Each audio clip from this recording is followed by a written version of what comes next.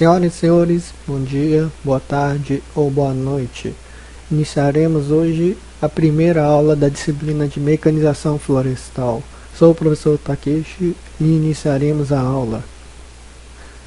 Nesta aula, nós temos o objetivo de verificar os impactos ambientais da colheita florestal, efeito da colheita sobre a brotação, compactação do solo, na produtividade futura, o rendimento operacional da colheita no próximo ciclo, influência do espaçamento sobre o rendimento operacional da colheita, responsabilidade socioambiental na colheita e os impactos.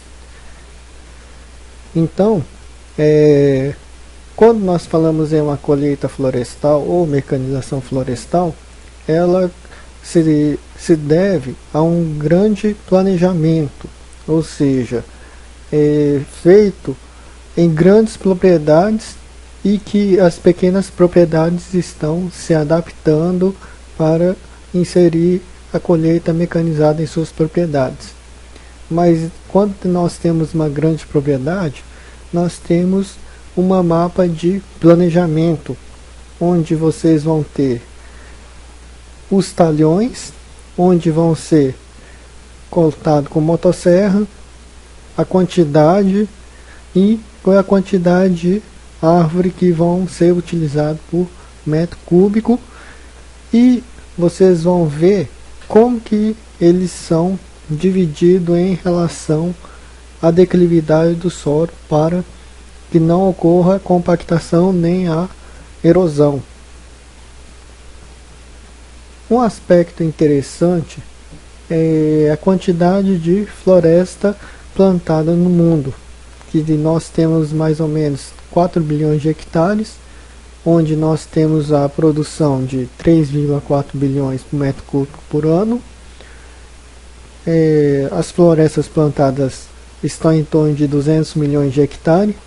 O comércio mundial, eles se representam 330 bilhões por ano, e participação na commodities no mercado de 3,7%. No Brasil, as florestas naturais representam 470 milhões de hectares, ou seja, 55,2%. As plantadas, 6,6 milhões de hectares, que representam 0,8%, indicando que é muito pouco áreas plantadas, ou seja, extrativismo e a exploração estão na quantidade maior nessa atividade. Que tem certificação mais ou menos 3 milhões de hectares, produtos florestais geram 3,4% do PIB e o valor da produção é de 44,6 bilhões no ano. Então, entende-se por colheita ou exploração florestal o conjunto de trabalho executado para retirar da madeira da floresta, compreendendo o corte ou a derrubada, a extração, o desgalhamento e o descascamento, o carregamento e o consequente transporte. Então, são todas essas atividades que estão ligadas na parte da mecanização florestal. Para isso, o planejamento é a parte mais importante dessa atividade, ou seja, a importância dos métodos silviculturais aplicados pode vir influenciar diretamente na colheita se durante o processo de implantação na floresta não houve um bom planejamento no espaçamento. Ou seja, se você for fazer colheita mecanizada, o plantio tem que estar adequado para a colheita mecanizada. Tanto o relevo, a topografia, o espaçamento, o tipo ou a espécie espécies florestais que irá ser implantado e assim por diante. Se na condição não houve uma boa limpeza do tralhão, vai afetar e prejudicar a produtividade. E se as estradas de acesso não forem planejadas apropriadamente, também irão prejudicar na produtividade dessa parte mecanizada. Nessa figura, nós temos uma evolução da colheita florestal no Brasil, onde nós temos 3 estágios, onde no estágio 1 estão as máquinas que são adaptadas para o setor florestal. No estágio 2, onde começou a ter a importação das novas tecnologias, ou seja, início da colheita mecanizada, e o estágio 3, que é o pleno conhecimento da tecnologia para a colheita florestal. Ou seja, na linha A, ou seja, na linha vermelha, está em relação à tecnologia da máquina florestal, e na linha azul está o conhecimento do trabalhador florestal. Ou seja, no estágio 2, ele teve que se adequar a novas tecnologias para entrar neste mercado. Temos os benefícios diretos, que é a segurança e ergonomia aos trabalhadores, viabilização do crescimento do negócio, transferência de tecnologia, menor custo e risco operacional, produção constante e segura e melhores salários. Então, com o advento desses equipamentos, vocês vão ter o que? Melhor acomodação e ambiente de trabalho para os trabalhadores. Vocês vão ter melhoria na produtividade, ou seja, o talhão irá se adequar a uma produtividade maior em uma pequena área. Vai ter menor compactação do solo, poluição das águas e assim por diante. Nós temos aqui os benefícios indiretos, que é a minimização do impacto ambiental, proteção dos nutrientes do solo, boa distribuição de resíduos e redução da compactação, como tinha dito anteriormente. Sortimento de toras com alta precisão e flexibilidade, redução de partes intermediários, logísticas eficiente e capacidade de distribuição e reduções de perdas. Ou seja, vocês vão ter uma coisa que é integrada entre máquina, o homem e a natureza, com produção sustentável.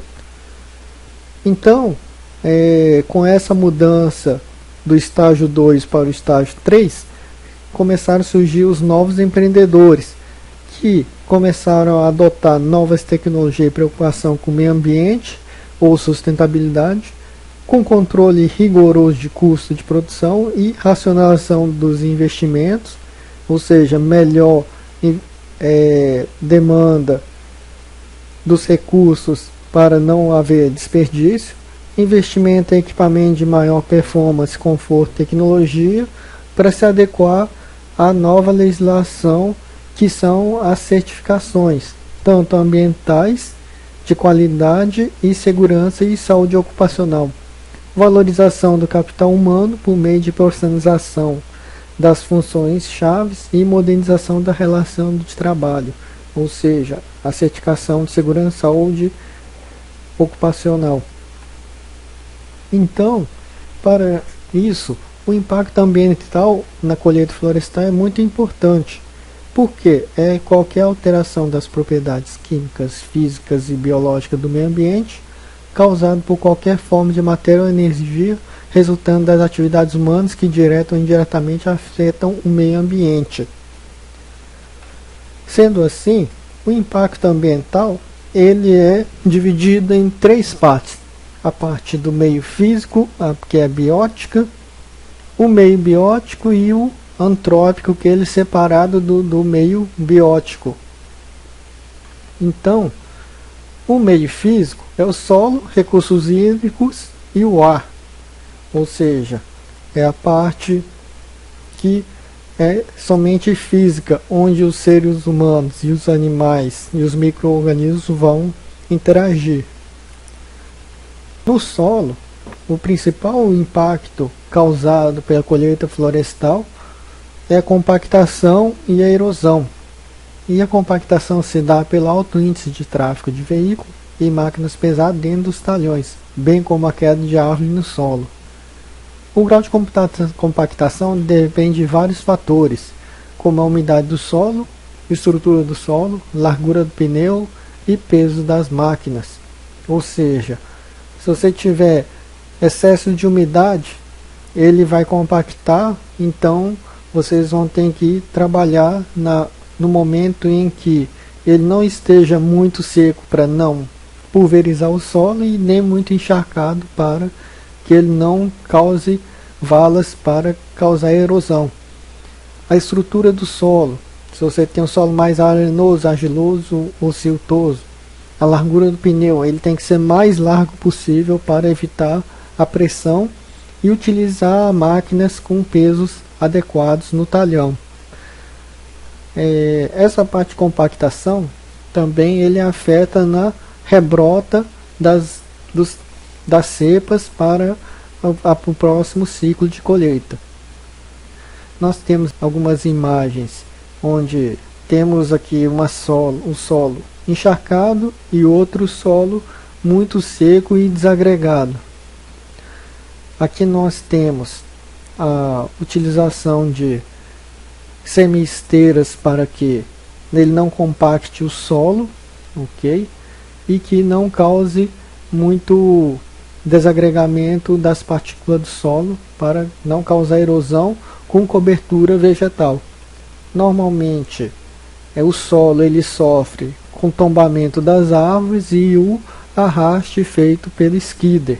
Então ele é feito de forma concentrada num local para futuras recuperações.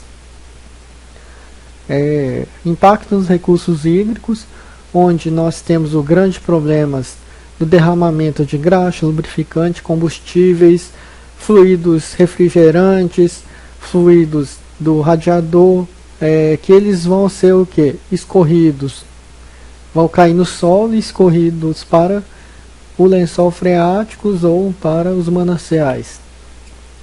Por curiosidade, nós temos aqui o consumo de água feito pelas florestas de eucalipto, onde nós temos aqui no primeiro desenho aqui a plantio de eucalipto, ele consome em média 900 mm por ano. Floresta atlântica ele consome 1.200 mm por ano e a floresta amazônica consome 1.500 mm por ano, onde verificamos que o eucalipto consome menor quantidade de água em relação também às culturas agronômicas, em relação a batata, milho, cana, cerrado e eucalipto. Ou seja, para você produzir 1 kg de madeira, nós gastamos 350 litros de água, onde quando precisamos de 2.000 litros de água para produzir 1 kg de batata.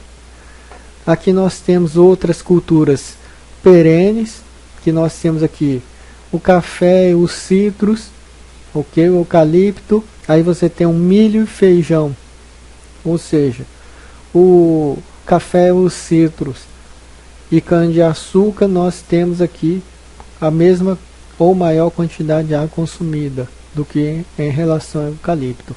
Nós temos também os impactos da colheita florestal emitido na atmosfera, ou seja, pelos gases resultantes da combustão, originada da utilização de veículos e vários outros tipos de máquinas empregados na colheita e transporte florestal, e pela maior concentração de partículas sólidas dispersas na atmosfera, ou seja, pulverização do solo, a parte de monóxido de carbono, alcatrão e assim por diante.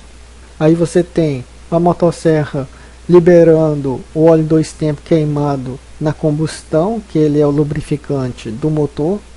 Você tem as poeiras e partículas, borrachas, monóxido de carbono, dióxido de carbono, próprio calor, queima de óleo do motor e assim por diante. Então, nessa primeira aula, foi visto impactos ambientais da colheita florestal, impactos da colheita sobre a brotação, sobre a compactação do solo, produtividade futura, rendimento operacional da colheita para o próximo ciclo, influência do espaçamento sobre o rendimento operacional da colheita, responsabilidade socioambiental na colheita e impacto temporário da colheita florestal, e que nas próximas aulas iremos ver a parte de planejamento, a parte de equipamentos, os modais e o transporte. Então vamos fazer as atividades de quiz e as atividades avaliativas. Muito obrigado e até a próxima aula.